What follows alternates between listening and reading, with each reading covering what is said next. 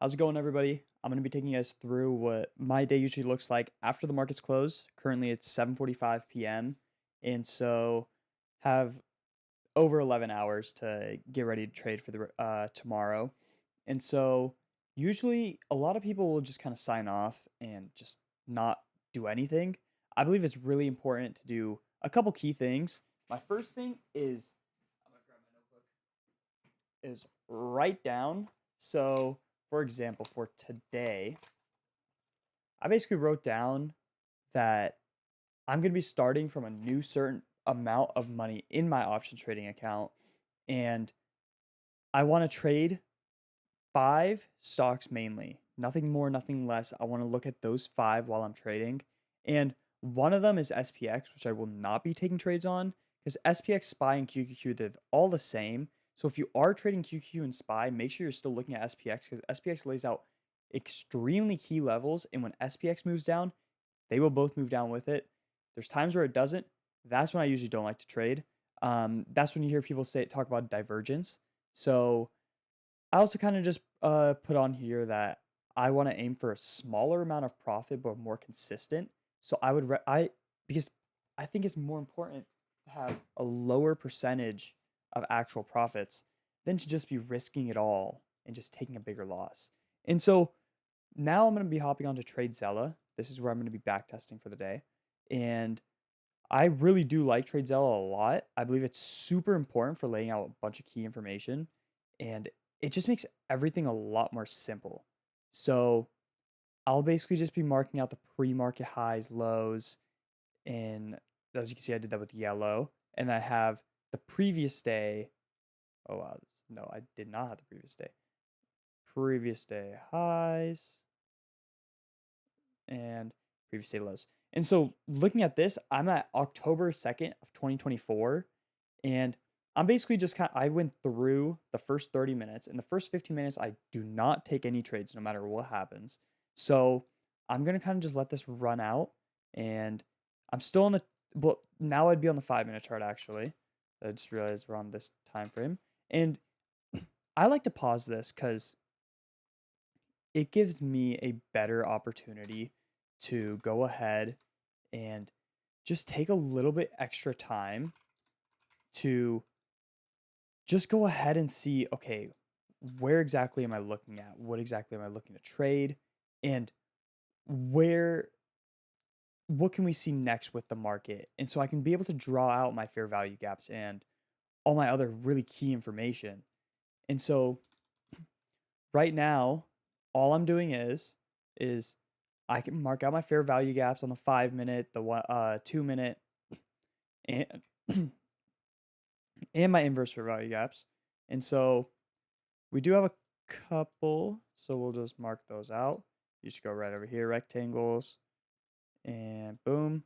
And so with my trading strategy, I don't just trade off of fair value gaps. You absolutely can, but that's not what I do. So I'm just gonna keep running through with it, seeing. And so I have it on the point 0.5, so it goes a little bit slower, so it gives me a little bit extra time to process exactly what I'm seeing. And see rejected off the Asia. And also, by the way, you can sync both of your charts up. So when you pause on one, it will pause for both, and the time frames and everything. We see it bounce off the pre-market highs. So maybe we can see a continuation down, or we could keep going up. Who knows? And so I very much do like trading with TradeZella. I just see a lot of crucial information. See, it's a little choppy right now, so I wouldn't at this point I still would not have taken any trades. And that's the thing. We're all the way to 805. Let's say we go back to a 2 minute chart. Can we see any trades setting up for myself? You got right there. We have to retest it. I would have most definitely taken this trade right here. See, it also bounced off of my 200 moving average as well, and it would not close under. And so this could have for sure been a trade. And I would look to get in somewhere around here, aiming for profits at the previous high and with it right below. I would specifically want it to hold beneath this 200 moving average. That's just how I trade with my strategy. The couple things I do look for is my levels, my trends, and my patience candles. So as a patience candle is something just like this one, this candle right here. It's a candle where it does not exactly show a lot of information. It doesn't show exactly which side it's going to go. It doesn't show exactly what's going to happen next, but it gives you a lot of key details by slowing down and seeing the market's making a move, the market's making a decision. That's what the patience candle is. My my actual levels, this is how I mark them out. I go to my 1 hour chart, and it is a little annoying with this, but it's all right. And I just go ahead and I mark out spots that we see that the charts kind of just touched a lot of different lines. And so actually we're going to bring this a little bit lower so we kind of get this one in too. And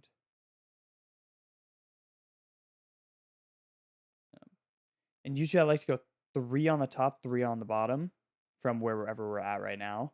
And so I'm just going to do 2 instead.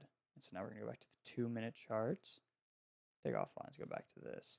And so what we can see is this is today on the 2-minute chart.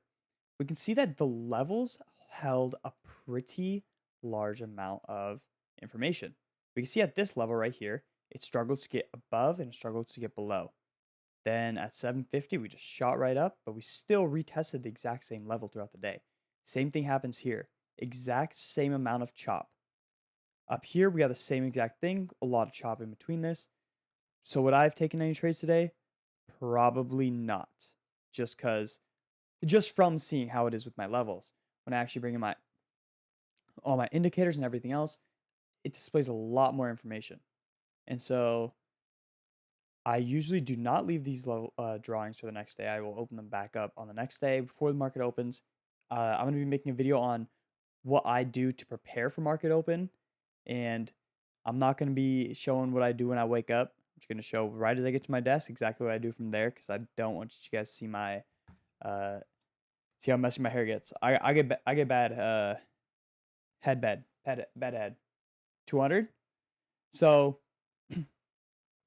I hope this video can maybe help show you guys exactly how you guys can get your night ended just by these simple steps with showing exactly how I backtest and exactly what I'm looking for. I'm going to go ahead, I'm going to backtest for probably another 45 minutes and just take a little bit more information. I've already backtest for around 25 minutes so far. So not too much backtesting today. Instead, I was more trying to solidify exactly what I want to be trading. And using TradeZella information, I can also see the stocks I do best with, the stocks I do the worst with. There is a lot of key details that play into that, and I'll be talking about that in my next video as well. So if you guys enjoy this, subscribe. I upload videos every week, multiple times a week, to talk about things that I'm looking at and key tips that I use to help myself in my trading journey. I hope you guys have an amazing rest of your night. God bless.